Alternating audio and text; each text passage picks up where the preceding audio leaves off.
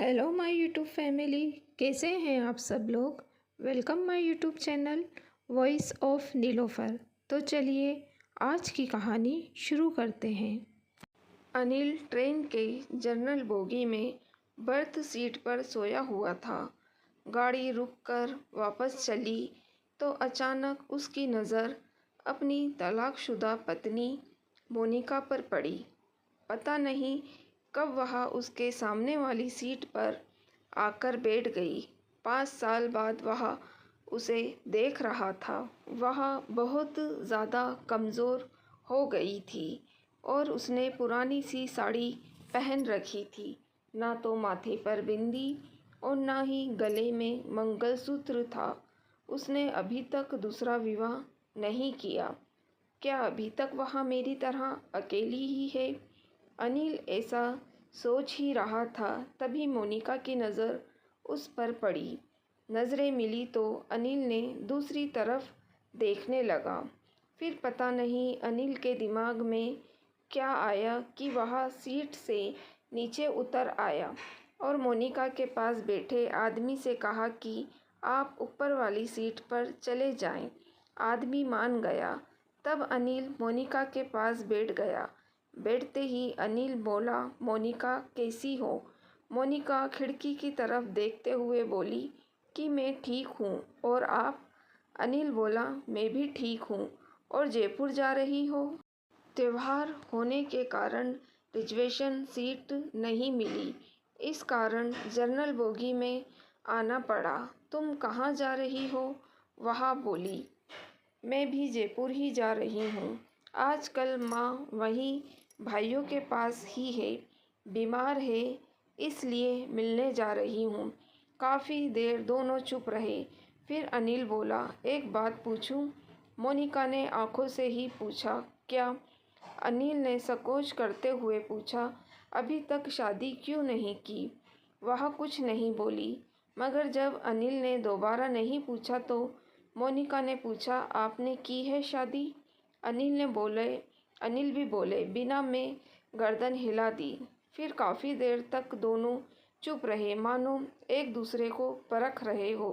तभी डिब्बे में कुल्फ़ी बेचने वाला आ गया था। अनिल बोला, कुल्फ़ी खाओगी? मोनिका ने ना में सर हिला दिया।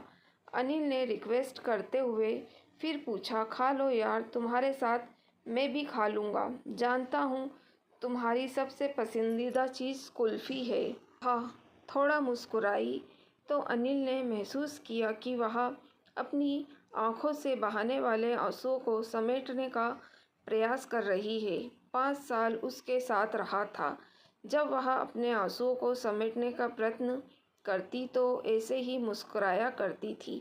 अनिल दूसरी तरफ देखने लगा तो मोनिका ने चुपके से अपने आंसुओं को पोंछ लिया।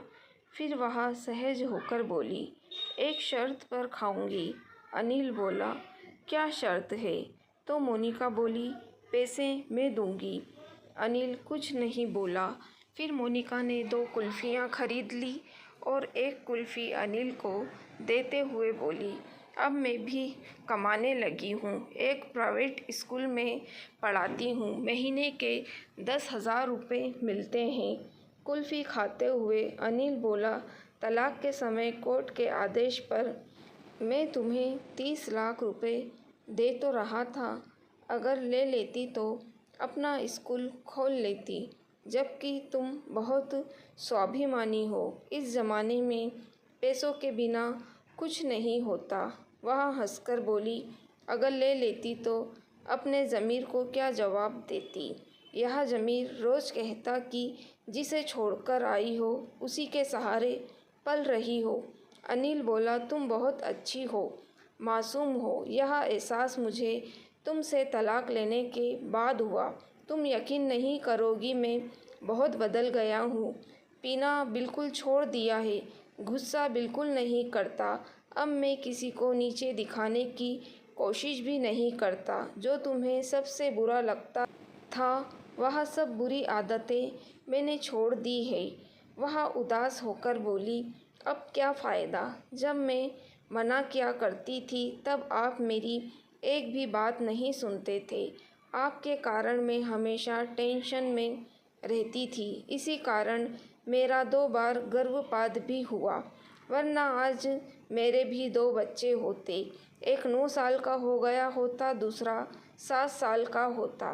कहकर रो पड़ी। बच्चों की बात पता चली तो अनिल की भी आंखों में आंसू आ गए, लेकिन वह पुरुष था तो आंसुओं को पलकों तक पहुंचने से पहले ही पी लिया। और कभी कभी लगता है मैं बहुत बुरा आदमी हूँ। मैंने कभी रिश्तों की कदर नहीं की, उसी की सज़ा झेल रहा हूँ। आज बिल्कुल अकेला हो गया हूँ। अब माँ भी नहीं रही। माँ के ना होने पर मोनिका को बहुत दुख हुआ और बोली, माँ को अच्छी भली छोड़कर आई थी, उनको क्या हो गया था।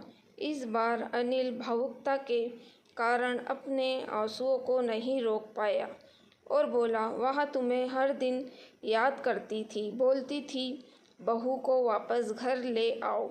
मैं उन्हें कैसे समझाता कि तलाक के बाद बहुएं वापस घर नहीं आती। फिर दोनों के बीच चुप्पी छा गई थी। जयपुर आ गया था, स्टेशन आने वाला था। अनिल ने पूछा, वापस कब जाओगी। मोनिका बोली, आज रात यहीं रुकूंगी, कल सुबह की ट्रेन की वापस जाऊंगी। फिर वहाँ खड़ी हो गई। अनिल भी खड़ा हो गया और पूछा, कितने बजे वाली ट्रेन से वापस जाओगी। मोनिका बोली, हम गरीब लोग हैं, रिजर्वेशन नहीं करा पाते हैं, इसलिए जनरल डिब्बे में सफ़र करते हैं। इसलिए जो भी ट्रेन मिलती है टिकट लेकर उसी में चढ़ जाते हैं। इतना कहकर वो नीचे उतर गई। अनिल अपना सूटकेस संभालते हुए उसके पीछे गया और बोला, अगर मैं रिजर्वेशन की 2 टिकटें ले लूँ तो मुझे पता है कि तुम मेरे साथ नहीं चलोगी, लेकिन मैं तुम्हारे साथ सफ़र करना चाहता हूँ। जनरल डिब्बे में ही सफ़र कर लूँगा। बताओ कितने बजे यहाँ मिलोगी। मोनिका ऑटो में बैठते हुए बोली, सुबह 10 बजे यहाँ मिलूँगी। फिर उसे देखते देखते ऑटो आँखों से ओझल हो गया। अनिल जयपुर 3 दिन के लिए आया था, मगर मोनिका का साथ पाने के लिए उसने अपना शेड्यूल बदल लिया। उसने जल्दी से अपने बिजनेस का काम पूरा किया और अगले दिन सुबह 9 बजे ही स्टेशन पर आ गया। मोनिका 10 की जगह 11 बजे स्टेशन पहुंची और बोली, आप अभी तक यहीं पर हो। मैं सोच रही थी कि आप चले गए होंगे। मोनिका बहुत खुश थी और बोली, माँ अब बिल्कुल ठीक है। अनिल बोला, मैं तुम्हारा भी टिकट ले आया हूँ। अब 69 रुपये में टिकट के लिए मत कहना। मोनिका हंसते हुए बोली, अभी ट्रेन आने में आधा घंटा है, चलो तब तक कुल्फ़ी खाते हैं। पैसे मैं दे दूँगी, हिसाब बराबर हो जाएगा। इतना कहकर वह फिर से मुस्कुरा दी। वह जब भी मुस्कुराती थी अनिल की नज़रें उसके चेहरे पर ठहर जाती थी। फिर दोनों ने कुल्फ़ी खाई और तब तक ट्रेन आ गई और फिर एक नया सफ़र शुरू हो गया। मगर इस सफ़र में कुछ खास था। अनिल कुछ कहने के लिए तिल मिला रहा था, मगर डर भी रहा था कि कहीं वो मना ना कर देगी। तो अनिल नोटिस कर रहा था कि मोनिका बड़े भाई के घर से नई साड़ी पहनकर आई थी। वह बहुत ज़्यादा सुंदर लग रही थी। खिड़की से आ रही ठंडी हवा के झोंके से मोनिका के लालट पर लटके बालों की एक लट झूम उठती थी। उसे ऐसा देखकर अनिल के दिल में एहसास सा उठता है कि यह औरत कभी उसकी ज़िंदगी थी, मगर मैं इसे संभाल कर नहीं रख पाया। अनिल की मनोस्थिति से अनजान मोनिका बोली, क्या हुआ, आप गुमसुम से क्यों बैठे हो। दोस्त बनकर ही सही, कुछ बात तो कर लो। अनिल बोला, मुझे दोस्ती नहीं चाहिए। मोनिका को झटका सा लगा। बोली, फिर क्यों मेरे साथ सफ़र करने के लिए उतावले हो रहे थे आप। अनिल बोला, मुझे तू चाहिए, हमेशा के लिए, जन्मों जन्मों के लिए, मेरे साथ हंसने के लिए, मेरे साथ रोने के लिए। वह इतनी जल्दी में यह सारी बातें बोला कि मोनिका बस उसके मुंह की ओर देखती ही रह गई। वह आगे बोला, मैं गलत था, तुम्हारी कदर नहीं कर पाया, मगर तुम्हारे जाने के बाद मुझे मेरी गलतियों का एहसास हो गया है। मुझे माफ़ कर दो कहकर वह रो पड़ा। मोनिका चुप हो गई, बस उसके चेहरे की तरफ देखे जा रही थी। अनिल उसके दोनों हाथ पकड़कर बोला, मुझे माफ़ कर दो यार, मैं वादा करता हूँ अब कभी भी तुम्हारी आंखों में आंसू आने की वजह नहीं बनूंगा। तू जो कहेगी वही करूँगा, प्लीज़ लौट आओ। मोनिका ने माथे पर साड़ी थोड़ी सी पीछे सरकाई और बोली, इधर देखिए ज़रा। अनिल ने देखा, मोनिका ने मांग भर रखी थी। वह बोली, मैं जानती थी कि आप यही सब करोगे।